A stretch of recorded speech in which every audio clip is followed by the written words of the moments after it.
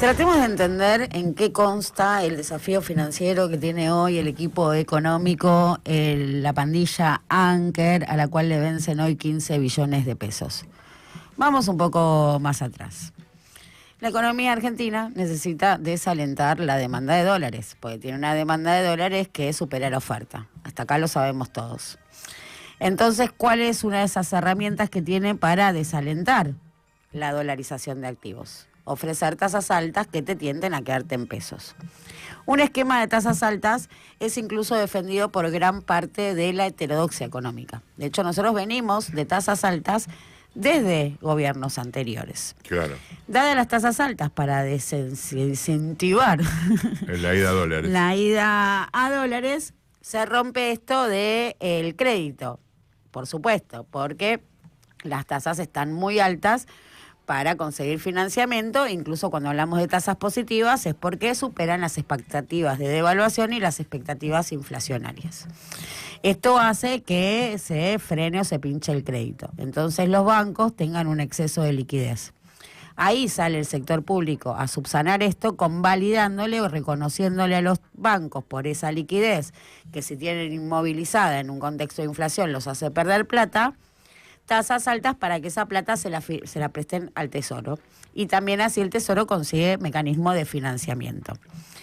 Esta dinámica económica argentina hace que el Tesoro enfrente vencimientos quincenales. Murallas de pesos, porque estos papelitos tienen una duración muy corta también por el contexto económico, por estas variables que se mueven a un ritmo mucho mayor que en otras economías, y esto hay que decirlo, digo, con un fenómeno inflacionario latente que puede despertarse en cualquier momento, incluso la variable dólar.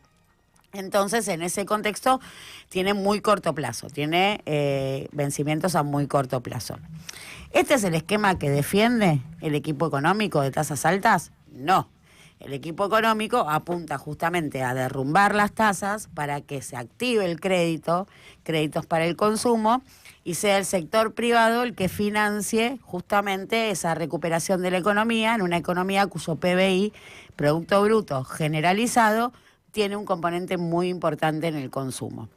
Y esto lo lee el gobierno, y esto apuntó el gobierno cuando desarmó lo que se llamó las LEFI, ¿no? A que los bancos tuviesen esa guita y se diesen vuelta y la prestasen. Ahora, los bancos a esas tasas no quieren prestar. Y ahí el gobierno empieza a recular. Y una vez más, volvemos a tasas, pero esta vez las tasas vienen recargadas, por supuesto, porque es la tensión o la discusión entre los bancos y el sector público. Las tasas que convalidaron ayer continuaron con la progresión geométrica de las que venían convalidando. ¿Cómo con la progresión geométrica? Y habían empezado con un 15, después con un 30, después con un 50. No, el 15% fue lo que se derrumbó a partir del desarme de las LEFI. O sea, se desarma la LEFI, los bancos tienen la liquidez, con lo cual, a mayor oferta de dinero, baja su costo y ahí se derrumban las tasas. La tasa toca el 15%. Cuando toca el 15%, ningún banco quiere prestar a un spread razonable que va del 20 o al 30. Entonces, para absorber esa liquidez que estaba yendo a la presión del dólar, porque entonces si vos no me estás convalidando tasas, yo no lo voy a prestar, va a la dolarización, tuvieron que recular y volver a intervenir en las tasas de referencia. No habiendo LEFIs, que era la tasa de referencia, ese lugar la ocupa la tasa de caución, porque la LEFI funcionaba como tasa de referencia. Cuando se desarma las LEFI y no hay tasa de referencia y esta búsqueda de tasa endógena que la ponga el mercado por su liquidez no funciona, arranca esto de la tasa de caución. Y la tasa de caución es esta tasa que arbitra la liquidez a un día. ¿Por qué? Porque una vez más, digo, todos los pesos que tenga además el banco y no los está prestando, no los está poniendo a laburar, es pérdida de capital. Porque le queman las manos, claro. Y estamos hablando de pases diarios, justamente esta ventanilla, lo que se llama abrió la ventanilla de pases a un día, no es que el Banco Central abre una ventanilla y vos vas a ir, no, claro, sino que opera en el mercado secundario de tal manera de garantizarte a vos banco que cuando quieras un papelito te doy un papelito y que cuando quieras la plata te doy la plata. El Banco Central te garantiza eso. El pase a un día o los pases remunerados o esta ventanilla, que es lo que se llama, que reconoce una tasa altísima, porque ahora no entiendo bien, no me acuerdo bien el guarismo, pero lo ubica cerca del 70%. Es justamente esto, la posibilidad de que el banco tenga, cuando quiere papelito, tenga el papelito y estar generando la rentabilidad por intereses, pero que cuando necesite la liquidez, porque viene un cliente, la pueda ir y pedírsela al Banco Central. No hay ningún riesgo. No, claro, exactamente, no hay ningún riesgo. A eso vamos, no hay ningún riesgo para hacer el negocio. Muy buena conclusión, Wallman. Como la idea del gobierno, lo que apuntaba el gobierno es a extender la duración de la deuda y a bajar las tasas justamente para activar un plan platita del sector privado que revierte este clima económico de caída total, de derrumbe total del consumo. Incluso, bueno, dos datos lapidarios, los 16.000 kioscos, el 46% de familias consumiendo o financiándose el Morphy, no le sale. Y entonces arranca esta tensión con los bancos, a partir de la cual una de las decisiones es subirle los encajes, o sea, la porción de los depósitos que tienen que dejar inmovilizados sin generar rentabilidad. Con lo cual tampoco le cae muy simpático al banco que le subas se llama efectivo mínimo ahora, no se llama más encaje, pero en definitiva cumple la misma función. En este marco de tensión sale hoy que tienen los bancos, hay que decir, estos vencimientos de 15 billones, los tenedores de estos papelitos son mayormente los bancos y parte del sector público, es, bueno, yo para seguir prestándote la plata, ¿qué tasa me vas a convalidar? Entendiendo que, bueno, tenés una dinámica inflacionaria que si se desprende el relevamiento de expectativas del mercado puede estar entre el 25, 30, 35% anual, y una tasa de evaluación que el mercado entiende que hasta las elecciones se va a mantener ahí rozando los 1.400 pesos. Aún así las tasas que le piden son infinitamente superiores. Si veníamos hablando de primero tasas estratosféricas, después tasas astronómicas, después tasas siderales, tasas de salida, ya no nos quedan adjetivos para una tasa de caución que salta en un solo día de la zona del 50% a la zona del 90%. Todas las alertas sonaban ayer. Es insostenible porque eso hay que pagarlo. Digo, ese salto de la tasa es emisión monetaria, es pesos que no están respaldados en ninguna creación de valor ni de riqueza, sino simplemente en la evolución o en la dinámica propia del sector financiero. Y ahí arrancó la furia de rumores. Furia de rumores que iban desde mayor suba de encajes, bueno, lo que finalmente se oficializó, que es subir aún más las tasas de estos préstamos a un día convalidadas por el Banco Central. Ahora, si los tipos, como vos decís, no están de acuerdo con el aumento de la tasa de interés y efectivamente la llevan adelante, ¿cuántos recursos le quedan que estén dentro de lo que ellos manejan como por fuera de lo que manejaban los gobiernos anteriores para sostener esta situación? A ver, si se entiende. Ellos apuntaban un objetivo de una tasa que reactivase el crédito, que es la famosa tasa endógena. Eso les salió mal. Tuvieron que retroceder y volver a reconocer y convalidar intereses altos. ¿Cuál es el margen para seguir aumentando intereses? Bueno, digo, esa capacidad, digo, el sector público, digo, en tanto y en cuanto sea emisión en deuda y vos tenés el monopolio de emisión de la moneda, digo, es infinito. Por eso se hablaba de la bola de nieve de las LEVAC en su momento. También. Entonces, si en definitiva están operando, están generando esto que vos llamás 90% un día y siguen generando dinero, bueno, la emisión, ¿cómo se conjuga con justamente la firme respuesta diaria de que no estamos emitiendo? No, bueno, eso fue la discusión, la dimos acá el lunes y explicábamos, ¿no? Que la emisión no solo es el financiamiento por parte del Banco Central al Tesoro, y que de hecho lo hubo con la transferencia de 11 billones de utilidades, sino también, digo, que emisión monetaria es lo que vas a tener que pagar por los intereses de la renovación de los títulos de deuda quincenales y también por la compensación o la diferencia que haya con los contratos que hiciste de dólar futuro y lo que finalmente sea la cotización de ese día, y esos son canillas claramente emisión monetaria, y lo dice explícitamente el Fondo Monetario Internacional cuando dice todo bien con tu superávit fiscal primario, es cierto que estás en 0,4 del PBI, le da una baja, o sea que no puede seguir reduciendo el gasto porque 0,4 en el primer semestre, pero si va el del año 0,3, o sea que empieza a tener que acelerar, sobre todo en términos de recaudación, porque el impuesto país, la pérdida del impuesto país realmente dañó mucho la recaudación impositiva.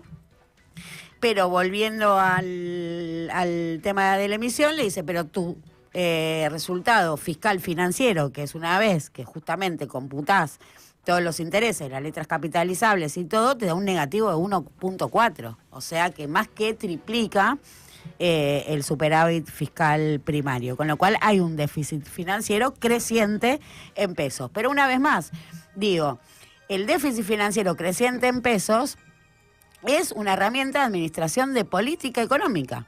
Digo, en tanto y en cuanto vos tenés el monopolio de la emisión de tu moneda.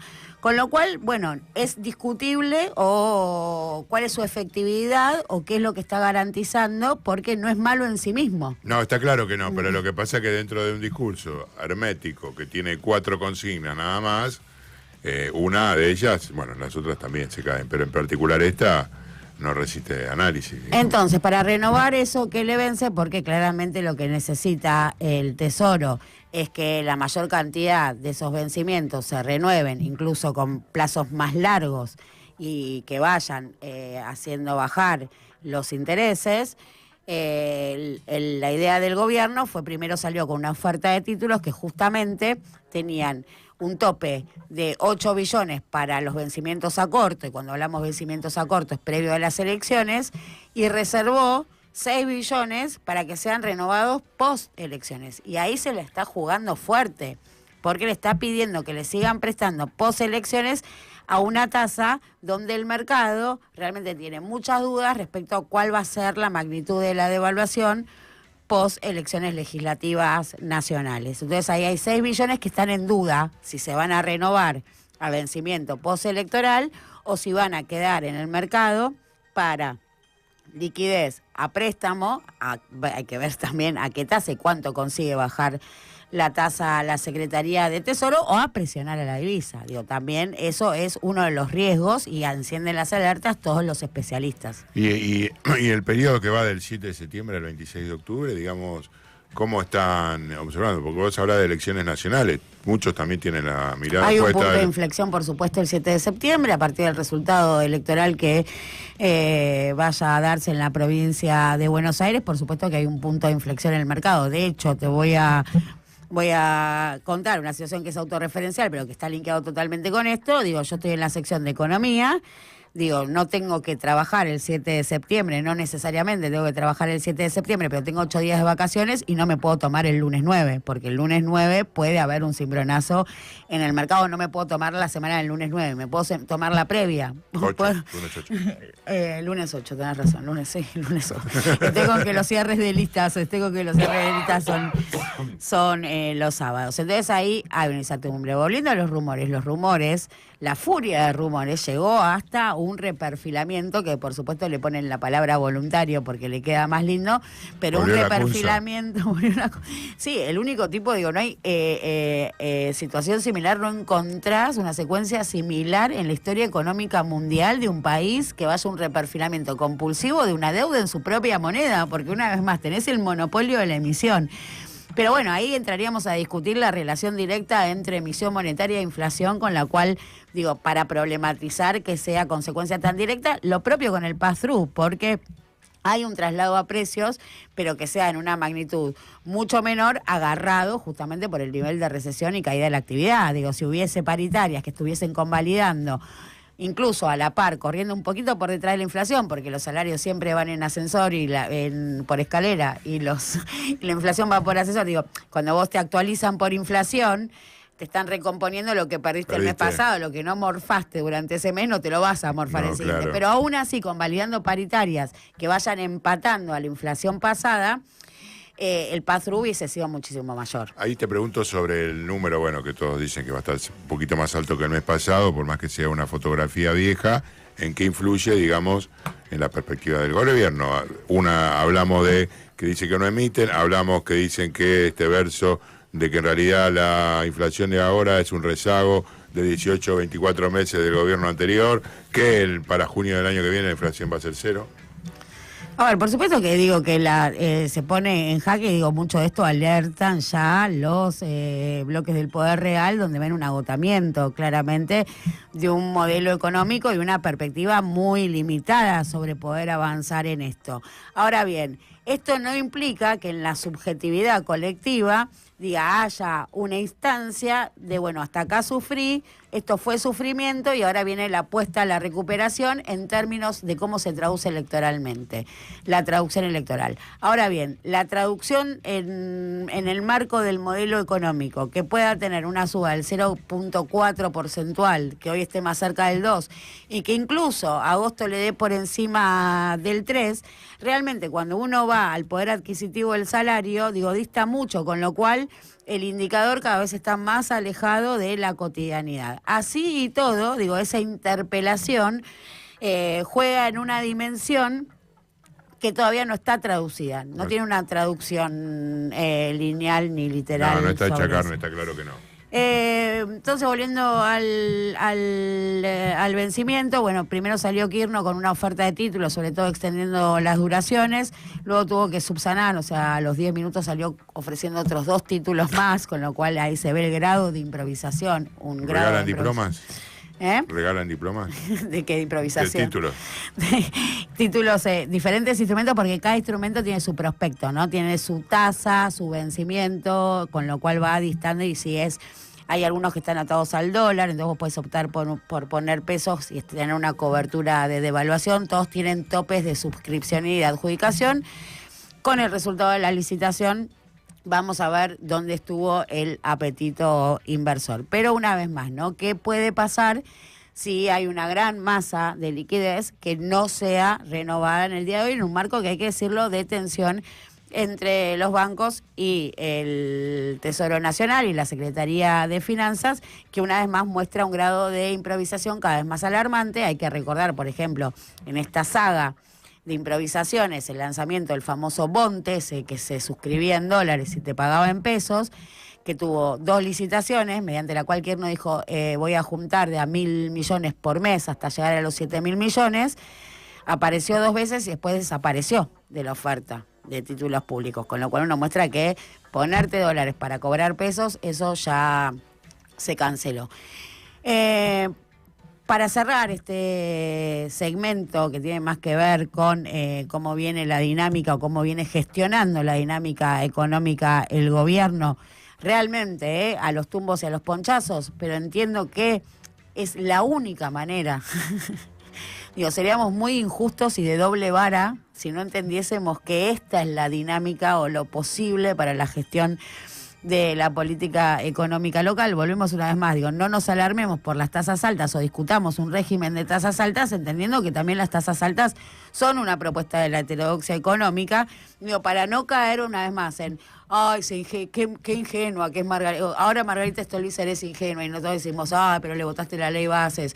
Para no caer en el simplismo de las operaciones, porque quizás acá, haya que ver cómo marcan la cancha las entidades bancarias. Quizás esa es la permanencia o lo crónico de este tipo de secuencias, o lo interesante para ver en términos del financiamiento del Tesoro. Pero no quiero dejar de mencionar la figura de Federico Sturzenegger, porque recién vos decías, hubo un fuerte rumor de que Toto se candidateaba como diputado nacional por la ciudad de Buenos Aires.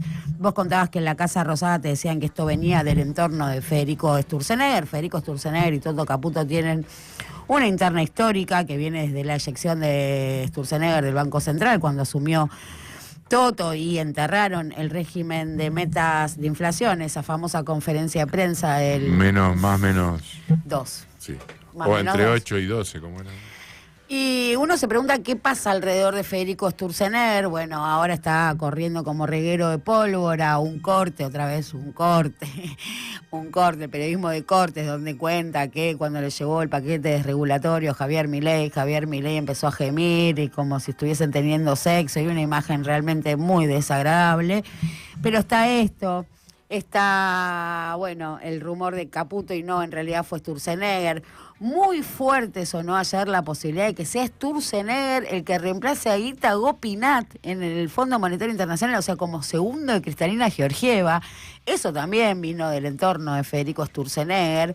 Bueno, es verdad que él es, viste, el MIT, como él tiene esa graduación y eso moja a los tecnoburócratas del fondo, es la carta que él usa. También es cierto que Kristalina Georgieva lo quiere mucho a Sturzenegger, no así a Toto. De hecho, lo sentó en una mesa como consejero de alguna de estas cosas que supervisan o estudian en el Fondo Monetario Internacional.